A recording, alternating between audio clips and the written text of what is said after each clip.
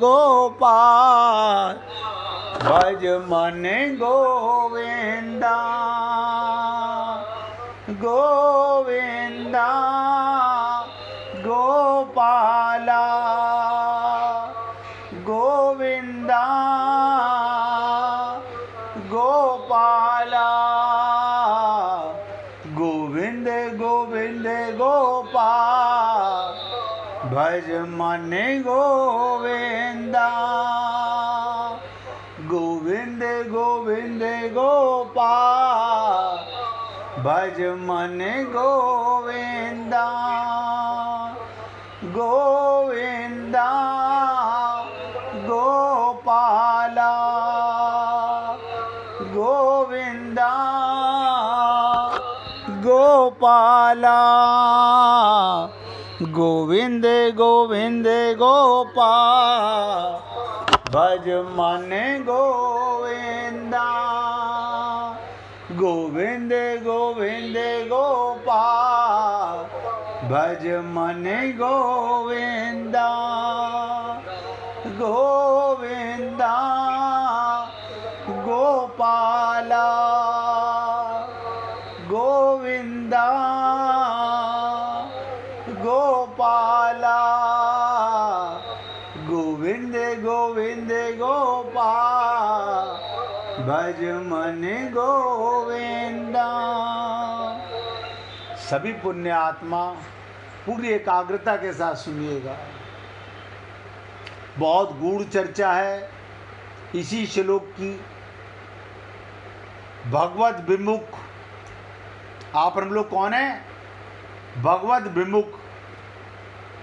ध्यान दीजिएगा, हम कौन हैं? भगवान से विमुख, मूढ़ पुरुष के। हमें भगवान ने क्या कहा? ये मूढ़ पुरुष है। शरीर तो दे दिया,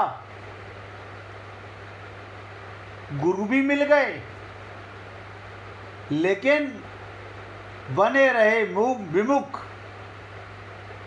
सन्मुख माया के हैं, काया के हैं, परिवार के हैं, संसार के कामों के हैं। तो भगवान कहते हैं भगवत विमूढ़, जो भगवत विमुख है वो मूढ़ पुरुष के आगे दो पर्दे रहते हैं। आपके और हमारे आगे दो पर्दे, समझ लीजिएगा। आप कहेंगे हम गीता पढ़ते हैं, उसमें तो इतना कुछ नहीं लिखा हुआ, और मैं गीता से बाहर एक शब्द नहीं बोलता। भगवत विमुख मूढ़ पुरुष के आगे दो पर्दे रहते हैं। एक तो अपनी मूढ़ता का, क्या बताओ, अपने को शरीर मान के, ये सबसे बड़ी अज्ञानता है। अब कितना ही गुरु कहे, कितना ही शास्त्र कहें, हम मानेंगे अपने को शरीर ही। हमारे को एक बार ये रट गया मैं स्त्री हूं, तो सारा जीवन अपने को स्त्री मानूंगी, आत्मा नहीं मानूंगी कभी। मैं पुरुष ही मानूंगा, मैं ब्राह्मण ही मानूंगा, मैं क्षत्रिय मानूंगा, मैं वैश्य मानूंगा, मैं शूद्र मानूंगा। ये तो हमारी विमूढ़ता नहीं तो और क्या है। इसलिए भगवान कहते हैं इन सबको विमुख समझना। जो अपने को शरीर माने, बस वो भगवान से विमुख है।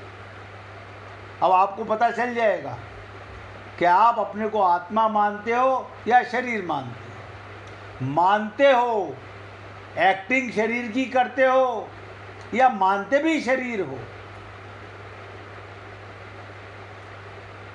तो भगवान क्या कहते हैं? भगवत विमुख मूढ़ पुरुष के आगे दो पर्दे रहते हैं। एक तो अपनी मूढ़ता का, अज्ञानता का, वो अपने को स्त्री पुरुष मानता है, और इसके बाद एक मूढ़ता के बाद मूढ़ता पर मूढ़ता बढ़ती चली जाती है। दूसरा भगवान की योग माया का पर्दा है। जब तक जीव की अपनी मूर्ता रहने के कारण भगवान का प्रभाव साक्षात सामने प्रकट होने पर भी उसे समझ नहीं सकता। जैसे द्रौपदी का चीरहरण करने के लिए, ध्यान दीजिएगा, द्रौपदी का चीरहरण करने के लिए दुशासन अपना पूरा बल लगाता है, उसकी भुजाएं थक जाती हैं, पर साड़ी का अंत नहीं आता।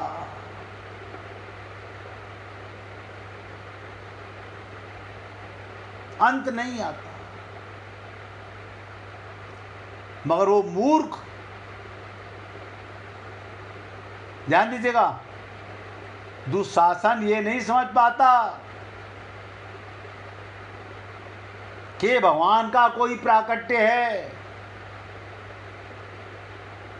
ऐसे आप हम लोग भी सांस चल रहे हैं, हम रात को मुर्दे की तरह सो जाते हैं, सुबह उठ जाते हैं, फिर भी आत्मज्ञान नहीं होता हो। मैं तो शरीर हूं ही नहीं। सोएंगे तो शरीर से, उठेंगे तो शरीर से। अज्ञानता में सोना, अज्ञानता में उठना।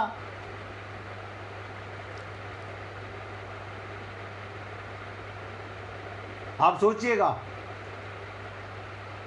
द्रुपद सुता निर्बल भईता दिन, तजी आए निज धाम। भगवान को आना पड़ा। जैसे ही निर्बल भई, और आप हम लोग पूरे बुद्धिमान, सबल, ताकत वाले, पैसे वाले, बुद्धिमान हैं, हम निर्बल नहीं होते। और रामचरितमानस क्या कहती है? सुनीरी मैं तो निर्बल के बलराम। आप निर्बल बनो तो भगवान का बल आ जाए। द्रुपद राजा की पुत्री द्रौपदी निर्बल भई ता दिन, तजी आए निज धाम। 5 पति, वो भी करवा चौथ का व्रत रखती होगी उनके लिए, पांचों के लिए। पांचों मूर्ख बैठे रहे। उसकी अपनी ताकत थी द्रौपदी की। पहले अपने दांतों से पल्ला दबाया, अपनी ताकत लगाई। लेकिन दुशासन की भुजाओं के आगे अपनी ताकत भी काम नहीं आई, तो तुरंत निर्बल बन गई। और आप हम लोग निर्बल नहीं बनते। भगवान क्या करें? तजी आए निज धाम, दुशासन की भुजा थकित भई, वसन रूप भय श्याम। भगवान वस्त्र बन गए। आप सोचिएगा, द्रौपदी ने अपनी लाज बचाना चाहा वस्त्रों से, भगवान वस्त्र बन गए। लेकिन हमारे पास बुद्धि नहीं है बातें समझने के लिए।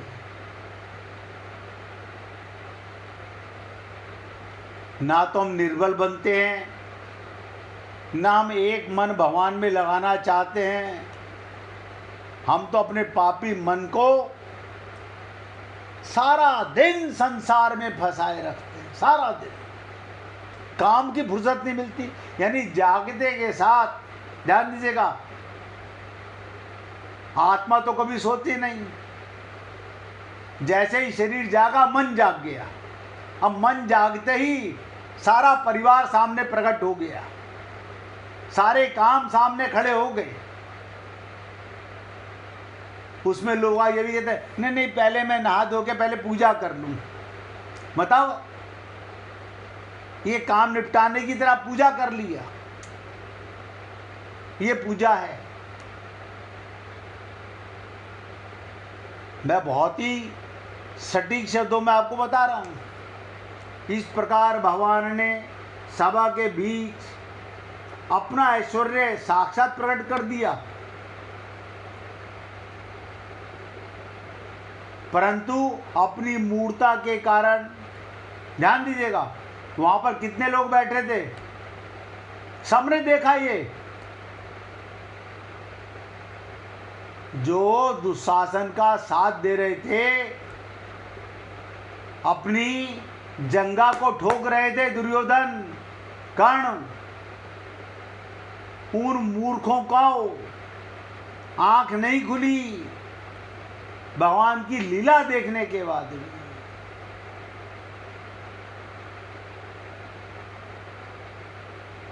इस बात का कोई असर ही नहीं पड़ा कि द्रौपदी के द्वारा भगवान को पुकारने मात्र से कितनी विलक्षणता प्रकट हो गई। एक स्त्री का चीर हरण भी नहीं कर सके तो क्या युद्ध जीतेंगे वो? आप सोचिएगा, एक स्त्री का चीर हरण नहीं कर सके, भगवान की शरणागति का कमाल देखो। इस तरह उनकी दृष्टि नहीं गई इस तरफ, भगवान का प्रभाव सामने देखते हुए भी वो उसे जान नहीं सके। और आप और हम लोग रोज देखते हैं भगवान का प्रभाव, डेली।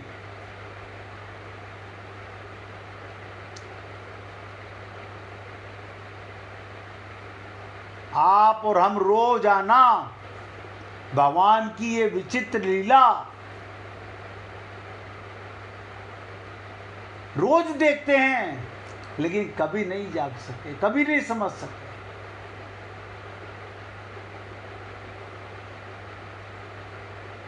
मैं तो कई बार सोचता हूं कि कैसा इंसान है, कैसा बुद्धि का गुलाम है, मन का गुलाम है, सांसों में धड़क रहा है परमात्मा, हम बाहर ढूंढ रहे हैं। हम नित्य प्राप्त परमात्मा की अनुभूति करना ही नहीं चाहते। भाई जी कुछ पूछना चाहती हैं? पूछिए। इस बात को थोड़ा स्पष्ट करिए ना। बता देता हूं। देखो, आपके सांसों में कौन धड़क रहा है? आपकी नसों में बेटा फड़क रहा है कि बेटी फड़क रही है, कि बहू फड़क रही है, कि धन भड़क रहा है, या पति या ये माया भड़क रही है? यानी भगवान अपने होने का प्रमाण दे रहे हैं, 24 घंटे दे रहे हैं, लेकिन हम अज्ञानी। सुबह सोचिएगा, रात को ये शरीर सो गया, आप सारा दिन अपने को शरीर मानते हो, सारा दिन।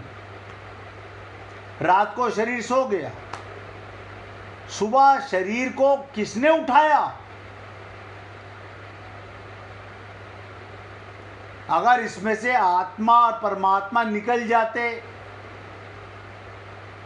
तो 4 जने उठाते कंधों पर। ध्यान से सुनो, सबको अनुभूति कराने की बात बता रहा हूं। अगर इसमें से परमात्मा निकल जाते तो इसको 4 जने उठाते और हम दुनिया को बताते, रात को अच्छा खासा खा पी के सोए थे, हमने उनको दूध भी दिया था, हल्दी मिला के, घी डाल के, और सुबह उठे नहीं। अब 4 जने उठा तो रहे हैं, हम रोज सुबह उठते हैं, लेकिन फिर भी अनुभूति नहीं होती, फिर भी अनुभूति नहीं होती।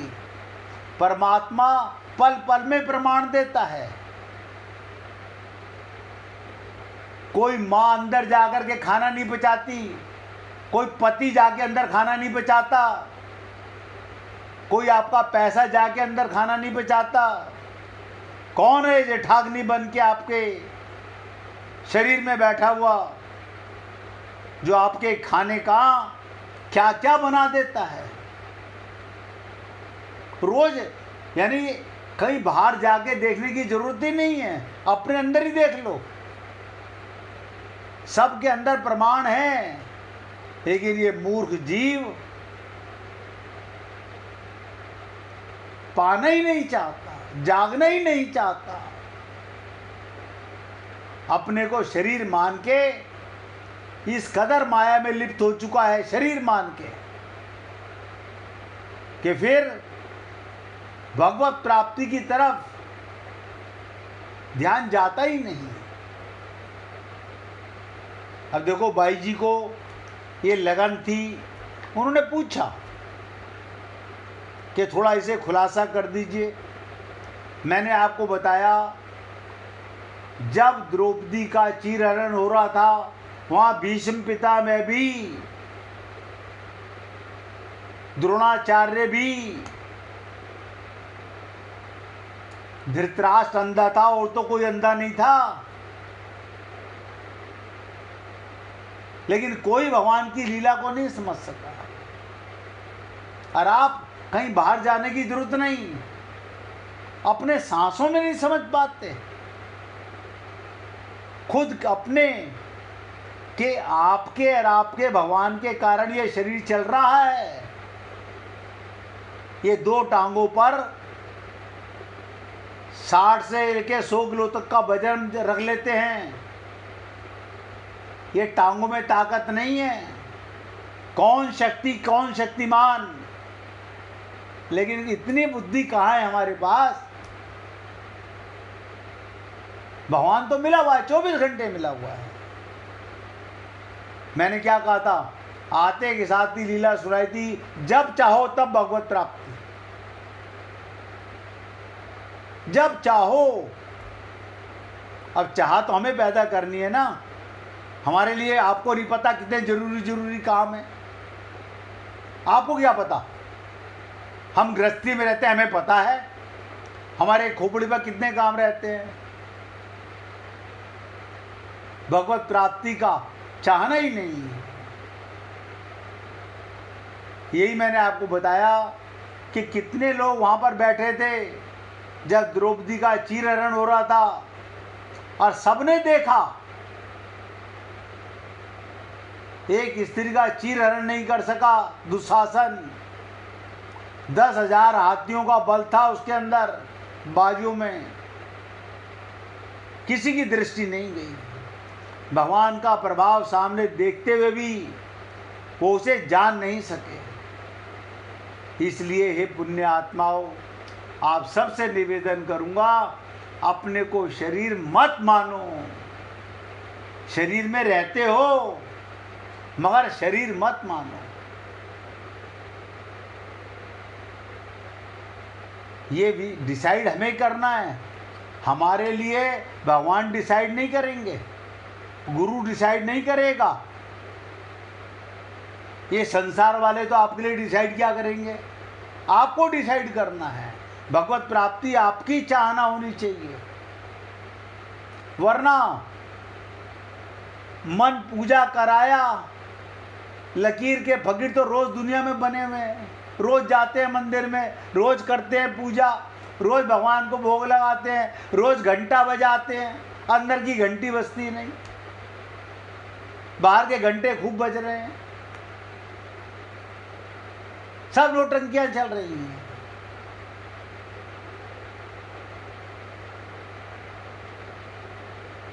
भाई जी समझ में आया?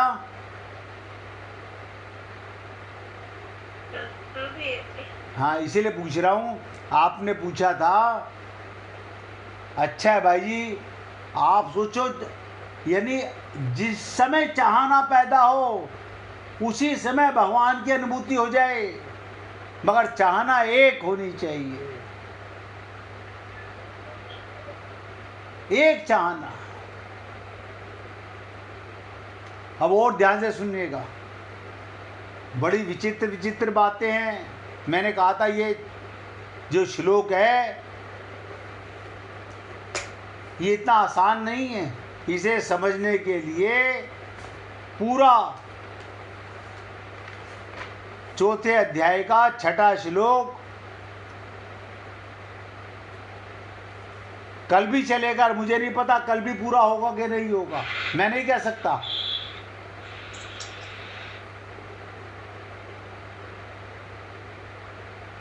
अब और ध्यान से सुनिएगा, यदि जीव हम लोग